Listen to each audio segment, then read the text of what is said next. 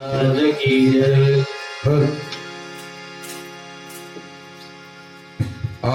नित्य रूपा सदा स्मरुनिया वृत्ती स्थिरावे मनी न डळे चित्त कदा तयावरुण्या निश्चिंत राये जनी देयादिक भासनाशवतसा जानी मनी जो सदा श्रीमद आळकोजी पदा भजमना मग जन्म नाही करा उर्दे दृष्टी सदा नटे धरुनिया शांती स शांती जया नेत्री प्रेम विराग राग हरुणी घेई जनाची मदा अंतर्बाह्य समान ध्यान धरुणी राही अंतर्बाह्य समान ध्यान धरुणी जाडी विकारी मना श्रीमद आळकोजी पदा भजमना मग जन्म नाही पुन्हा साक्षी होनी स्वइंद्रिय मना पायी स्वये जो रूपा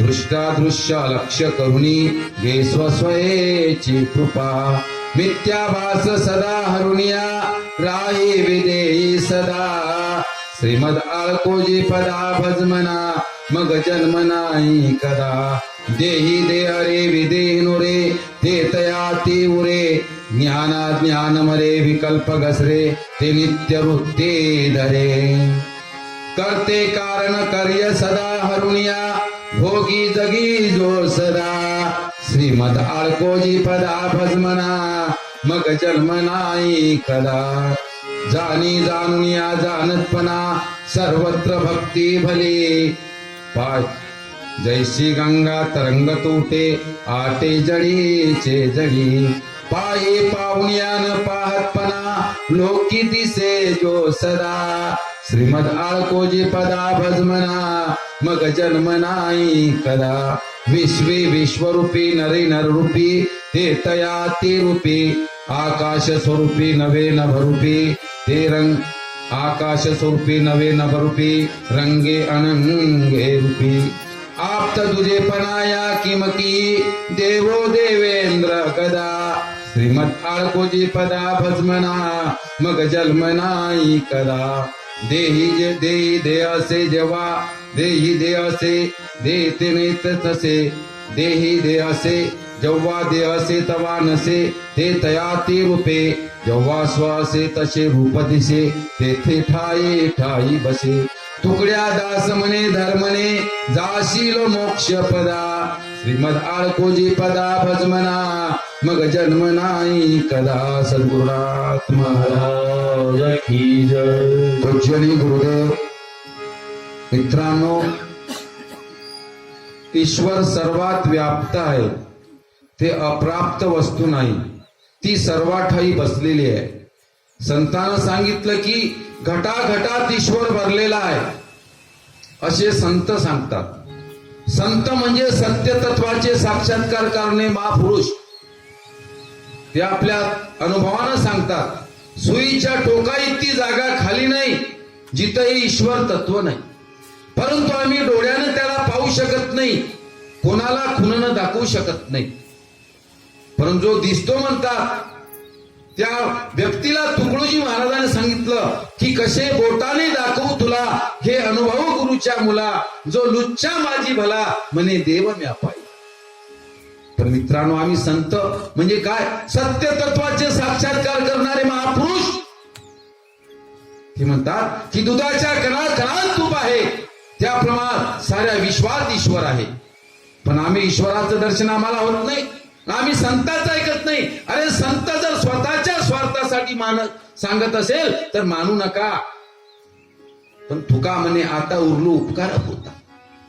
संत म्हणतात परोपकारासाठी जीवन जगणारे संत तुम्हाला कळकळून सांगून राहिलेले आहे, तरी तुम्ही ऐकत नाही. अरे केवळ अविनाशी स्वरूपानं सभी को प्राप्त हो.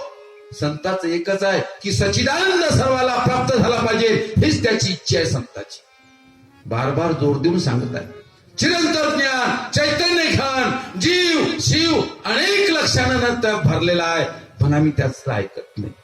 अरे या संसारातल्या वस्तूला जो तुम्ही तुमचा आधार समजत आहे तो एक दिवस तुम्हाला सोडून जाणार आहे किंवा तुम्ही त्याला सोडणार आहे, हे तुमचं क्षणभंगूर आहे. काच रूपी संसारात तुम्ही एवढे मग्न होऊ नका, हा एक दिवस काच फुटणार आहे. पण आम्ही एवढं संसारात आसक्त आहोत. म्हणून महाराज म्हणतात, रे ज्ञान तू चाहता तर ध्यान मत कर काम का, सत्संग में जाकर पूछो पूछो भजन उस राम का, तू पेट के पीछे लगा कैसा राम पाएगा, धीरज समुद्र डूब जाएगा तो ज्ञान मोती पाएगा.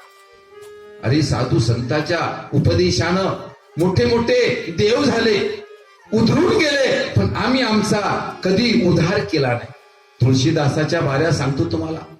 तुलसीदास आधी रात थी, काली घटा छाई थी, बिजली चमक रही थी, नदी में बाढ़ आ रही थी, सारी आपत्तियां झेलकर अपने रूपवती को मिलने गया. कितना आसक्त था. एक दिन वो लकड़ी काटने के लिए गया, जब घर में आया उसकी पत्नी नहीं दिखी उसको, तो अपनी मां को पूछता कि मां मेरी रूपवती कहां गई. तो तुलसीदास की मां बोलती, बाबा तेरी सास की तबीयत बिगड़ गई इसलिए तुम्हारी मैके चलेगी.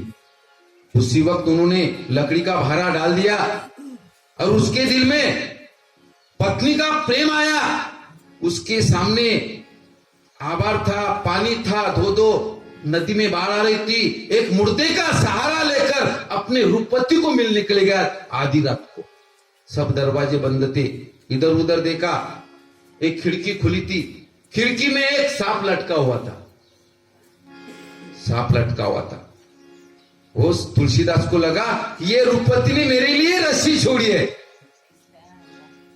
वो सांप का सहारा लेकर अपनी पत्नी को मिलने के लिए गया. कितना आसक्त. जब अंदर गया रूपवती को जागा था कि रूपवती उठो. रूपवती देखता घड़ी पर 2 बजे. अब 2 बजे कहां से आया तुलसीदास, तूने तो मेरे लिए रस्सी छोड़ी है. दीवा लगाकर देखती तो भला मोटा सांप. तुलसीदास की पत्नी बोलती है, तुलसीदासा अरे अस्थि मास में देह तामे जैसी प्रीत, यही तो भस्ती श्री राम को तो होती नहीं. भाई भीतरे बोले, तुलसीदासा ये चमड़े के देह पर तूने इतना प्रेम किया, अगर यही प्रेम प्रभु राम से करता तो क्या से क्या बन जाता. और उसी वक्त वो तुलसीदास की आंखों का पर्दा हट गया. उन्होंने संकल्प किया और वो काशी में जाकर हजारों जों का उद्धार किया. अपने रूपवती का मंत्र लेकर वो संत भक्त तुलसीदास बन गया. और वो कहता था कि कटी एक रघुनाथ की संग बांधा जटा सी रकेश, हम तो चाका प्रेमरस पत्नी के उपदेश. पत्नी के उपदेश पर इतना बड़ा संत हो सकता है तो तुम्हारे हमारे जीवन में बाजीराव बाबा, ये मोती जी बाबा, टुकड़ू जी बाबा, अनेक संत आए हैं. हमारा उद्धार क्या नहीं होता, लेकिन हम संत को पहचान नहीं सकते. जब तक संत जिंदा है तब तक उसकी हम कभी सेवा करते ही नहीं. मरने के बाद उसका जय जयकार करता. गोपाल कृष्ण ने, एक नारद ने प्रश्न पूछा था. गोपाल कृष्ण को नारद ने प्रश्न पूछा था कि भगवान ये सत्संग सत्संग सत्संग सत्संग क्या है. सत्संग बोले तो क्या है. बोले गोपाल कृष्ण बोलते हैं नारद जी को, नारद सत्संग का महिमा तुमको मालूम करना है. हाँ जी. बोले मुझे मालूम करना है. तो जाओ. बोले वो जंगल में एक इमली का पेड़ है, वो इमली के पेड़ में एक गिरगिट है, वो गिरगिट सत्संग का महिमा जानता है, उसको तुम पूछ कर आओ. बोले हो गया नारद. नारद ने वो गिरगिट को पूछा कि बाबा मुझे भगवान ने भेजा है, आप सत्संग का महिमा जानते हैं, तो सत्संग बोले तो क्या है बोलो. ऐसा शब्द सुनकर वो गिरगिट अपनी मुंडी नीचे डाल देता और मर जाता. नारद वापिस आता. जब भगवान के पास जाता तो भगवान को सारा दृष्टांत बोलते कि बाबा आपने बोला वैसा ही मैंने किया, लेकिन वो सरडा मर गया, गिरगिट मर गया. भगवान बोलते ऐसा है क्या, ठीक है बोले ऐसा करो. बोले आप तुम्हें एक वो इमली के पेट का गिरगिट ने नहीं बोला बोले सत्संग नहीं, तो जाओ. बोले अब ये खेती के किसान के खेत में जाओ. बोले एक वहां एक धौरा बैल है. बोले वहां धौरा बैल है. बोले वो बैल सत्संग का महिमा जानता है. बोले वो किसान के खेत में भी गया नारद। वो बैल को बोलते कि बैल सत्संग बोले तो क्या, वो बैल भी मर जाता। उसके दिल को बात चुभती। वो नारद बोलते क्या, मैंने तो सच्ची बोला था कि भगवान को कि सत्संग का महिमा मालूम नहीं, लेकिन क्या मर जाना है सत्संग है बोले, क्या भगवान ने मेरा तमाशा लगाया। नारद तौरे तौरे आया और भगवान को बोलते क्या भगवान मेरे जीवन का तमाशा आपने लगाया, क्या मर जाना क्या सत्संग है क्या बोले। आपने गिरगिट के बोला गिरगिट मर गया, बैल के बोला बैल मर गया, बोले एक मेरी जीवन का तुम चिल्ली उड़ा रहे क्या बोले। तो भगवान क्या बोलते, चिंता मत करो, तुमको सत्संग का महिमा जानना है ना। हाँ तो जाओ बोले, एक राजा है बोले, राजा को 12 बरस के बाद लड़का हो गया बोले, वो लड़के को पूछो बोले सत्संग का महिमा। नारद घबरा गया। नारद बोले भगवान अब तक गिरगिट का कोई नहीं था, गिरगिट मर गया, बैल का कोई नहीं था, बैल मर गया, अब राजा का बच्चा अगर मर गया तो मुझे वहां से जिंदा आने नहीं देंगे बोले, क्योंकि वो राजा को 12 बरस के बाद लड़का हो गया था, वो नहीं आने देगा बोले। भगवान ने समझाया, आश्वासन दिया, कुछ नहीं होता, मैं हूं तुम्हारे पीछे, जाओ। नारद चला गया, डरते डरते डरते चला गया। जब वो 12 बरस के बाद राजा को बच्चा हो गया था तो उसका बारसे का कार्यक्रम था। उस दिन बोरा मंडप था, बहुत उसके मेहमान आए थे, बहुत नाच गाने चालू थे, सब चालू था। जब नारद डरते डरते गया, जब नारद बोले तो कीर्तनकार है, क्योंकि ग्राम गीता में महाराज ने बोला है, हिरण्यकश्यपुला नामाची चीड, हिरण्यकश्यपुला नामाची चीड, पण नारदाच्या भजनाची ओढ। नारदाचे भजन ऐकत होता हिरण्यकश्यपू, नामाची चीड होती। एवढं नारदाच्या भजनानं दगडाला फादर फुटाचा, एवढा नारद कीर्तनकार होता त्या काळात, म्हणून काय कीर्तनकाराची नारदाची गादी। नारद आला भेला आणि तेवढे मोठे लोक आता समजा तुमच्या इथं पब्लिक म्हणजे डाकरे महाराज आला, या महाराज म्हणतेस ना, किती वेळ त्याला मान देत, कारण लोक मानतात संत तोची देव, देव तोची संत, संत हमारी आत्मा, हम संत के प्राण। जब नारद वहां गया तो राजा बोलते आओ नारद, आओ आओ आओ आओ आओ, बैठो। आया, बैठा। राजा बोलते कौन सा विषय लेकर आया, बोलो बा। नारद डरते डरते डरने लगा। नारद, मैं बोलू तो बच्चा गिन मर गया, वो मुझे इतना मंडप है, बारसा है, ये है वो है, कैसा करेंगे। लेकिन नहीं जी, बोले तुम्हारे बच्चों को मिलने के लिए आया है ना, आया ऐसा है क्या, ठीक हो। नाश्ता पानी सब दे दिया। देने के बाद बच्चे की तरफ ले गया, वो बच्चों को ही उसके हाथ में डाल दिया नारद के पास। आपलं लहानच्या लेकराला कोण नाही देणार जवळ महाराजांच्या, कोणी आपल्या जवळ देते की महाराजाला आशीर्वाद भेटा म्हणून। जसं नारदाच्या हातात तो लहानसा पोरगा बसला, तो नारद बोलते कि बेटा सत्संग का महिमा बोलो, बोले डरते डरते डरते। तो बच्चा मर गया नहीं, मरा नहीं, वो हंसा, और हंसने के बाद बोलता कि भगवान आपके क्षण मात्र से मैं गिरगिट के योनि से बैल में गया, आपके प्रताप से बैल की योनि से मैं मानव की योनि में आया। अब मुझे आशीर्वाद दे दो, अब मुझे आशीर्वाद दे दो कि मैं अच्छा इंसान बनूं, हमारे पिताजी का राज्य संभालूं, ऐसा मुझे ज्ञान दे।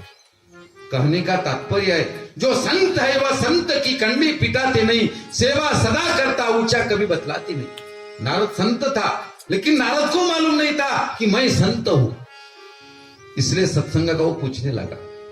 कहने का तात्पर्य है, ग्राम गीता में महाराज ने बोला की मानव पशी योनीतून आला, नराचा नारायण होणे त्याला। एक वेळी कोटी कोटी फेरा म्हणते ना, तुम्ही अनेक वेळा अनेक योनी केले, पण त्याच्या माणसाच्या पहिल्याची योनी आहे पशु योनी। ग्रामगीता सांगते मानव पशु योनीतून आला, पण नराचा नारायण होणे त्याला। पुढे संस्कार देऊन सावरला क्रमाक्रमाने.